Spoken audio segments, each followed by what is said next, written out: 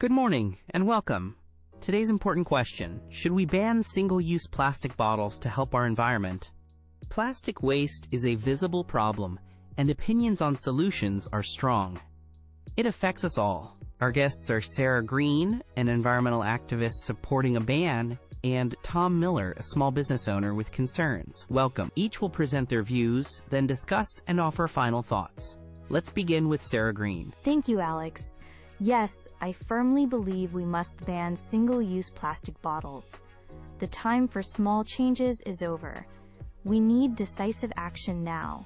These plastic bottles are incredibly damaging to our environment. They are a major source of pollution, littering our rivers, oceans, and parks, causing visible harm. Animals often mistake plastic for food. Countless birds and marine creatures get very sick or die because they have eaten plastic waste. This is a tragedy we can prevent. Making these bottles also uses precious oil, a finite natural resource we should conserve. The manufacturing process itself releases harmful pollutants into our atmosphere. Furthermore, plastic bottles don't simply disappear. They persist in the environment for hundreds of years. Every bottle thrown away contributes to a mountain of long-lasting rubbish. However, there are excellent alternatives available. It is easy to switch to reusable bottles made from materials like metal or glass, which can be used again and again. We can also encourage drinking tap water.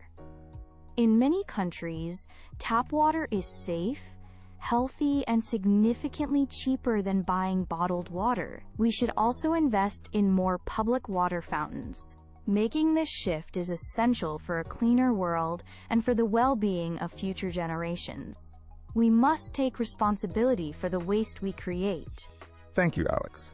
I also care about our environment, but banning all single-use plastic bottles now is not the best idea. Many people need these bottles. They use them when traveling or at work. Athletes also use them. My shop is a small business. We sell many drinks in these bottles.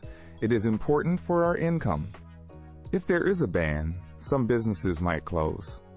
People could lose their jobs. This is a big worry. Sometimes, plastic bottles are the safest choice. For example, in an emergency, people need clean water quickly. Or if tap water in a place is not safe to drink, plastic bottles can help then. Sarah mentioned glass bottles, but glass is heavy. Transporting heavy glass uses more fuel. Making glass bottles also uses a lot of energy. We must think about all these things carefully. Instead of a ban, we should try other solutions. We need to recycle much more plastic. We need better recycling systems. So, more bottles are collected, and they are made into new things. Companies that make plastic bottles should help more. They should help pay for cleaning up plastic. They can also find better ways to make packaging.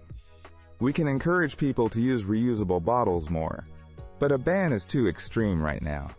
We all want a clean world, but our solutions must work for everyone. We must not create new problems for people or businesses. Let's find practical answers together.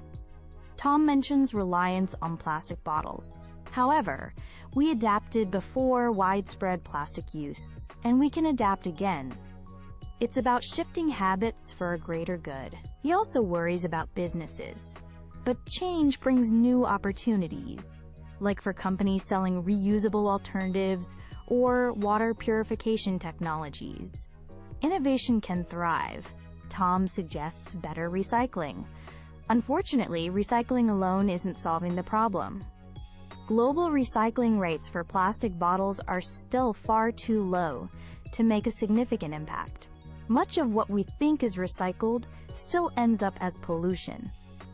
The sheer volume of plastic produced is overwhelming our current systems. We are simply producing too much. The problem is urgent and massive. We must stop the plastic at its source, which means reducing production. Trying to just clean it up later is not a sustainable strategy. The environmental damage is accumulating daily. We need effective action now, and a ban on single-use plastic bottles is a clear, impactful step in the right direction. Sarah says changing habits is simple, but for many with busy schedules or tight budgets, it's a real challenge. Not everyone can easily afford or adapt to reusable options immediately. She's also critical of recycling. While it's not perfect, we shouldn't give up on it. Instead, we must invest heavily in improving recycling technology and infrastructure to make it far more effective. A ban specifically on bottles could make daily life more difficult for ordinary people and small businesses.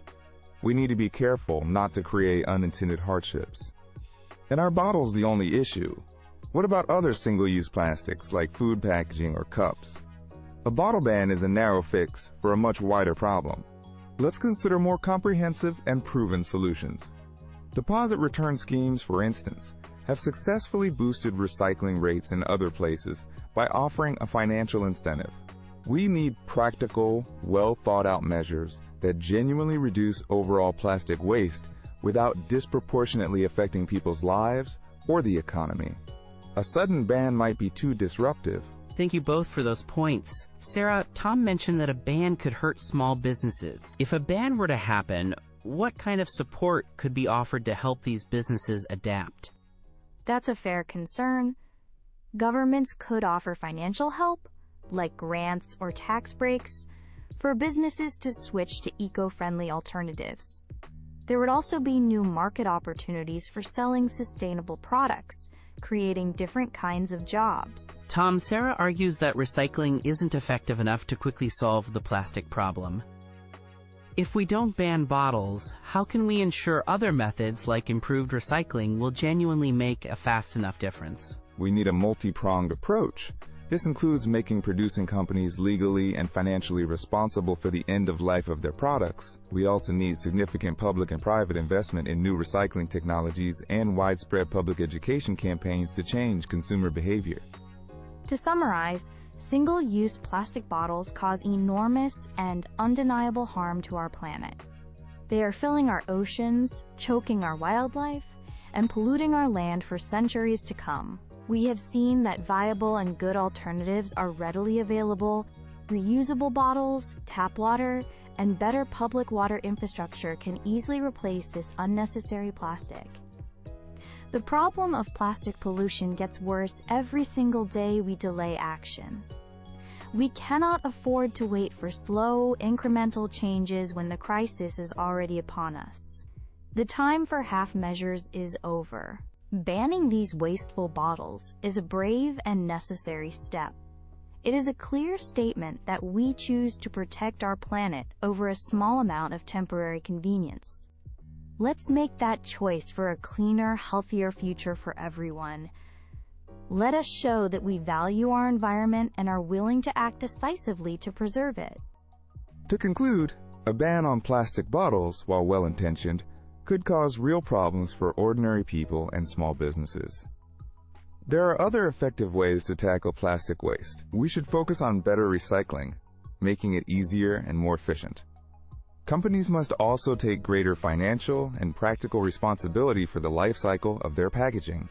Educating the public and encouraging the use of reusable items are important, but these efforts should support people, not penalize them through sudden prohibitions that might be hard to manage. Let's find solutions that benefit the environment without causing undue economic stress or inconvenience.